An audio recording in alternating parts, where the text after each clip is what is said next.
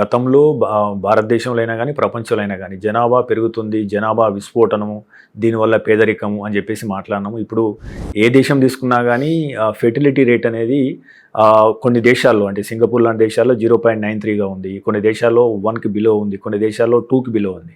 యాక్చువల్గా to maintain correct జనాభా ప్రపంచవ్యాప్తంగా ఉండాలంటే 2.1 ఫెర్టిలిటీ రేట్ ఉండాలా ప్రపంచవ్యాప్తంగా అనేది ఒక స్టాటిస్టిక్స్. బట్ ఏంటంటే ఇది క్రమంగా తగ్గిపోతుంది, దీనివల్ల వృద్ధులు పెరిగిపోతున్నారు అనే ఆందోళన వ్యక్తమవుతుంది. యాక్చువల్గా ఈ ఇన్ఫెర్టిలిటీకి కారణం ఏంటి? చాలా ఇంపార్టెంట్ టాపిక్ స్టార్ట్ చేశారండి. సో ఫర్టిలిటీ అంటే తెలిస్తే ఇన్ఫర్టిలిటీ గురించి మాట్లాడచ్చు. ఇన్ఫర్టిలిటీ అంటే నార్మల్గా గర్భధారణ జరగపోవటాన్ని ఇన్ఫర్టిలిటీ అని అంటాం. గర్భధారణ ఎలా జరుగుతుంది? ఒక నార్మల్గా అండాశయంలో నుంచి ఒక అండం ఉత్పత్తి అయ్యి, అలానే మేల్స్లో అంటే మగవారి నుంచి వీర్యకణాల్లో ఆ స్పర్మ్ అన్నది ఒకటి వచ్చి ఆ అండాశయాన్ని కలిసినప్పుడు మనకి గర్భధారణ అన్నది జరుగుతుంది. సో ఈ గర్భధారణ జరగకపోవటాన్ని ఇన్ఫర్టిలిటీ అని అంటాం. ఒక కపుల్ని కానీ ఒక పర్సన్ని కానీ మనం ఇన్ఫర్టిలిటీ ఉంది అని ఎప్పుడు లేబుల్ చేయాలి అంటే, న్యాచురల్ ప్రాసెస్లో న్యాచురల్ విధానంలో వాళ్ళు 1 సంవత్సరం పాటు ట్రై చేసిన తర్వాత గర్భం ధరించడానికి, అప్పటికి వాళ్ళకి కనుక సక్సెస్ రేట్ లేకపోతే, న్యాచురల్గా కనుక కన్సీవ్ అవ్వకపోతే, అప్పుడు ఆ కపుల్ని మనం ఇన్ఫర్టైల్ కపుల్ అని లేబుల్ చేస్తాం. సో ఈ వర్డ్ బాగా పాపులర్ అయ్యేటప్పటికి ప్రతి ఒక్కళ్ళు పెళ్ళైన వెంటనే పిల్లలు పుట్టకపోతే ఇన్ఫర్టిలిటీ ప్రాబ్లం ఉందండి, వీళ్ళకి ఇన్ఫర్టిలిటీ ప్రాబ్లం ఉందండి అని చాలా వరకు భయాందోళనకు గురవుతున్నారు. So first thing, as infertility rates బాగా పెరిగినాయి, కానీ అలా అని ప్యానిక్ అవ్వాల్సిన స్టేట్ కాదు. ఎవరైనా కొత్తగా newly married couples pregnancy plan చేస్తున్నారు అని చెప్పనంటే, దానికి ఫస్ట్ అసలు మనం ఆ కేటగిరీలో ఫిట్ అవుతున్నామా లేదా, అసలు న్యాచురల్గా ట్రై చేస్తున్నారా లేదా. సో అందరు ఇంతకుముందు ఏంటంటే జాయింట్ ఫ్యామిలీస్ అది ఉండటం వల్ల చాలా ఇన్ఫర్మేషన్ షేరింగ్ అనేది ఉండేది. పెద్దవాళ్ళు వాళ్ళకి తోచినట్టు వాళ్ళకి తెలిసిన విషయాలు పిల్లలకి షేర్ చేయటం, వాళ్ళ పిల్లలకి షేర్ చేయటం వల్ల ఒక అవగాహన అనేది ఉండేది. ఎలా పెళ్ళైన తర్వాత పిల్లల కోసం ప్లాన్ చేసుకోవాలి, ఎలా ట్రై చేస్తే మనకి పిల్లలు పుడతారు, ఇట్లాంటి ఇన్ఫర్మేషన్, బేసిక్ ఇన్ఫర్మేషన్ అన్నది ల్యాక్ అవ్వటం వల్ల చాలామంది young couples are following in to this category. So మీరు అన్నట్టు ఇన్ఫర్టిలిటీ రేట్స్ బాగా పెరిగినప్పటికీ చాలా వరకు ప్రివెంటబుల్ ఇన్ఫర్టిలిటీ కాజెస్ కూడా ఉన్నాయి. అంటే if they are guided well. So 1 సంవత్సరం పాటు గర్భం దాల్చడానికి ట్రై చేసిన తర్వాత అప్పటికీ అవ్వకపోతే, అప్పుడు కపుల్లో ఇద్దరు మగవారిని ఆడవారిని ఇవాల్యుయేట్ చేసి అసలు ఏ కారణం వల్ల ఇలా మనకి ఇన్ఫర్టిలిటీ అన్నది వస్తుంది, స్పర్మ్లో ఏమైనా డిఫెక్ట్స్ ఉన్నాయా, వాళ్ళ అండాశయం నుంచి అండం విడుదలవుతుందా లేదా, అండంలో ఏమైనా డిఫెక్ట్స్ ఉన్నాయా అన్నది చెక్ చేయడం జరుగుతుంది. సో అసలు ఎందుకు ఇది రైజ్ అవుతుంది అంటే, ఏజ్ పెరిగిపోవటం వల్ల ఆర్ ఎన్విరాన్మెంటల్ ఫ్యాక్టర్స్ వల్ల ఎర్లీగానే మనకి ఈ స్పర్మ్ క్వాలిటీ తగ్గిపోవటము, స్పర్మ్ రిలీజ్ అవ్వటమే తగ్గిపోవటము, ఆర్ మేల్ ఫ్యాక్టర్ అంటాం, దాంట్లో మల్టిపుల్ కారణాల వల్ల స్పర్మ్ క్వాంటిటీ క్వాలిటీ తగ్గిపోవటం వల్ల పెరుగుతున్నాయి. ప్లస్ ఆడవారిలో ఆ ఊసైట్స్ అన్నవి మనకి లిమిటెడ్ నెంబర్తో ఒక ఫీమేల్ అన్నది ఉంటుందన్నమాట. అంటే పుట్టినప్పుడే డిసైడ్ అయిపోతాయి ఆవిడ అండాశయంలో ఎన్ని ఊసైట్స్ ఉంటాయి, అవి ఎంతవరకు రిప్రొడక్టివ్ కెపాసిటీ ఉంటుంది అన్నది మనకి పుట్టినప్పుడే ఉంటుంది. ఈ ఊసైట్స్ అన్నవి ఏజ్ పెరిగే కొద్దీ ప్రతి నెల అండం విడుదల అవటం వల్ల కొన్ని ఊసైట్స్ అన్నవి చనిపోతూ వస్తూ ఉంటాయి. ఆ ఏజ్ గ్రూప్ ఏదైతే మనకి 45 ఏళ్ళ వరకు ఆ ఊసైట్స్ మెయింటైన్ అవ్వాలో, అట్లాంటివి ఎర్లీగానే ఈ మధ్య డ్విండిల్ అయిపోతుంది. అంటే సడన్గా 30 years దాటిన తర్వాత చాలా వరకు ఆ అండాశయం కెపాసిటీ అనేది తగ్గిపోవటం ఈ మధ్య నోటీస్ చేస్తున్నాం.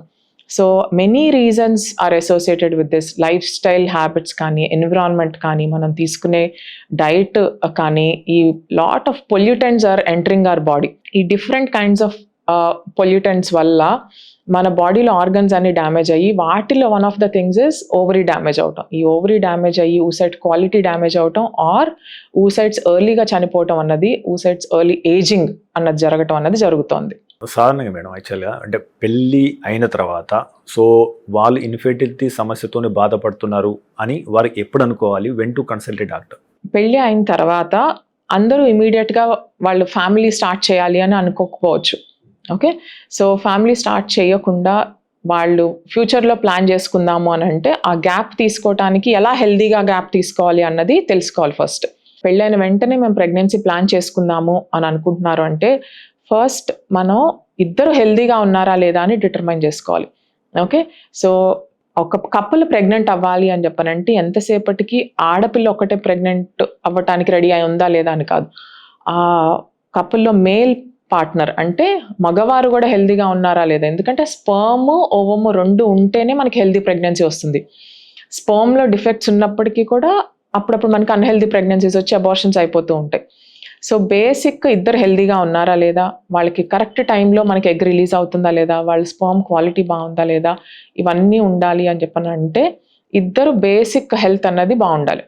సో ఏమైనా హార్మోన్ ప్రాబ్లమ్స్ ఉన్నాయా, లేకపోతే వాళ్ళకి ఏమైనా ఊబకాయం ఉందా, లేకపోతే వాళ్ళకి ఏమైనా థైరాయిడ్ ఇష్యూస్ ఉన్నాయా, ఇలాంటి బేసిక్వి చెక్ చేసుకొని వైటమిన్ డెఫిషియన్సీస్ ఉన్నాయా అని చెక్ చేసుకొని అట్లాంటివి ఏమైనా ఉంటే అవి ముందుగానే కరెక్ట్ చేసుకొని స్టార్ట్ చేసుకోవటం pregnancy planning important.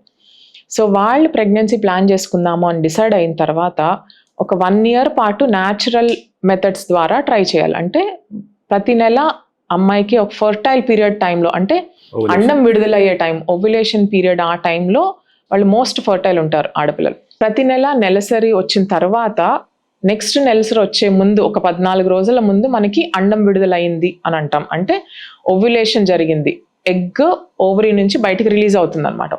So egg release అయిన తర్వాత 12 నుంచి 24 గంటలు మాత్రమే బ్రతుకుంటుంది. సో ఈ టైంలో గనక వీర్యకణంతో కలిస్తే అప్పుడు ప్రెగ్నెన్సీ వచ్చే ఛాన్సెస్ చాలా హై ఉంటాయి. సో వీర్యకణం అనేది బాడీలో ఒక 3 to 4 days అంటే అప్ టు 72 hours వరకు యూజువల్గా హెల్దీగా అవైలబుల్గా ఉంటుంది అండాన్ని మీట్ అవ్వటానికి. సో ఆ ఫర్టైల్ పీరియడ్ ఉన్నప్పుడు, ఓవ్యులేషన్ డే ఉన్నప్పుడు ఆ 2-3 days before and after that మనకి high chances of getting pregnant ఉంటుంది. సో కలవాలి అనుకున్నప్పుడు, ప్రెగ్నెన్సీ ప్లాన్ చేయాలి అని అనుకున్నప్పుడు ఆ ఫర్టైల్ పీరియడ్లో కనుక మీట్ అయితే couple, they have higher chance of getting pregnant. So ఈ టైంలో మీట్ అవ్వకుండా చాలా మంది మేము ట్రై చేస్తున్నాం మేడం, మాకు పిల్లలు కలగట్లేదు మేడం అంటూ ఉంటారు, కానీ ఫర్టైల్ పీరియడ్లో మీట్ అవుతూ ఉండరు. So knowing your fertile period is very very important. Me fertile period ఏది, ఏ టైంలో మనం కలిస్తే మనకి హై ఛాన్సెస్ ప్రెగ్నెన్సీ ఉంటుంది. ఎందుకంటే అండం విడుదలయ్యాక మీకు 1 day ఉంటుంది. సో అండం విడుదల అయినప్పుడు కనుక కలవకపోతే కప్పులు, chance of getting pregnant is very very less. ఈ బేసిక్ ఇన్ఫర్మేషన్ తెలియకుండా పాపం చాలా కపుల్స్ యాంగ్జైటీకి గురవుతూ ఉంటారు. శుక్రకణం ఎన్ని రోజులు బతుకుతుంది మేడం? స్పర్మ్ అన్నది, వీర్యకణం అన్నది మనకి 2 to 3 days అంటాం. అంటే యూజువల్లీ అప్ టు 72 hours కూడా హెల్దీ స్పర్మ్ మనకి 2 to 3 days వరకు బ్రతికే ఉంటుంది. సో సింపుల్ మెథడ్ ఏంటంటే ఆల్టర్నేట్ డేస్ ఆర్ వీక్లో ఒక 3 to 4 times కనుక వాళ్ళు దగ్గరగా ఉండటం కనుక జరిగితే, కలుస్తూ ఉంటే ఫ్రీక్వెంట్గా, so high chances of getting pregnant ఉంటుంది అనమాట. ఓకే, ఇంకోటి మేడం, ఈ ఇన్ఫెర్టిలిటీలో ఈ మానసిక ఒత్తిడికి ఏమైనా సంబంధం ఉందా? సో ఒత్తిడి వలన ఇన్ఫెర్టిలిటీకి అవకాశం ఉందా? మానసిక ఒత్తిడి అంటే స్ట్రెస్ అంటున్నాం. సో ఈ రోజుల్లో ప్రతి ఒక్కరికి, అంటే చిన్నపిల్లల దగ్గర నుంచి పెద్దవాళ్ళ దాకా ప్రతి ఒక్కరు గురయ్యేది స్ట్రెస్కి. సో స్ట్రెస్ వల్ల మన బాడీలో ప్రతి ఒక్క సిస్టమ్ మీద ఎఫెక్ట్ జరుగుతుంది.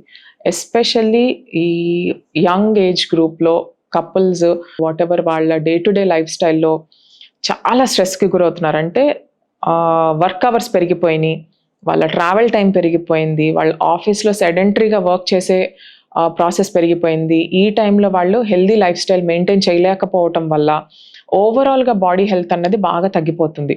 సో ఈ ఓవరాల్గా బాడీ హెల్త్ తగ్గినప్పుడు వాళ్ళ రిప్రొడక్టివ్ హెల్త్, అంటే ప్రెగ్నెన్సీ రావడానికి ఛాన్సెస్ కావాల్సిన ఏవైతే ఉన్నాయో ఆ హెల్త్ కూడా తగ్గిపోతుంది. అంటే same it goes both for మగవాళ్ళకి ఆడవాళ్ళకి ఇద్దరికి ఈక్వల్గా స్ట్రెస్ వల్ల ఎఫెక్ట్స్ జరుగుతున్నాయి. So main life style changes. So stress management అన్నది ఈజ్ ఎ హ్యూజ్ టాపిక్. దాని గురించి చాలా మనం మాట్లాడాలి. ఎందుకంటే ఒక టాబ్లెట్ ఇస్తే, థైరాయిడ్ సమస్య ఉంది అంటే టాబ్లెట్ ఇస్తే తగ్గిపోతుంది.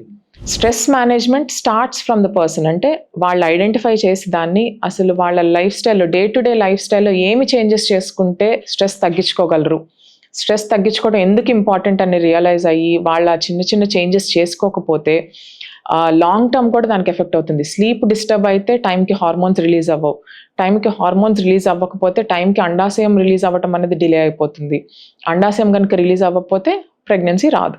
సో స్ట్రెస్ మేనేజ్మెంట్ చేసుకొని టైంకి నిద్రపోయి, అడెక్వేట్ స్లీప్ అంటాం, అంటే టైంకి నిద్రపోవటం కూడా ఇంపార్టెంట్. బ్రెయిన్కి కనుక మనం ఆ రెస్ట్ ఇవ్వకపోతే టైంకి హార్మోన్స్ అన్నవి రిలీజ్ అవ్వవు.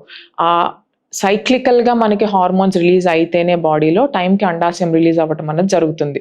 ఆ సైక్లికల్ హార్మోనల్ ప్యాటర్న్ డిస్టర్బ్ అయితే కనుక because of stress or because of lack of sleep మనకి ఇన్ఫర్టిలిటీ ఇష్యూస్ అన్నది పెరుగుతాయి. మీరు తీసుకునే అదే మందులు, అదే నాణ్యమైన మందులు, కానీ సగం ధరకే.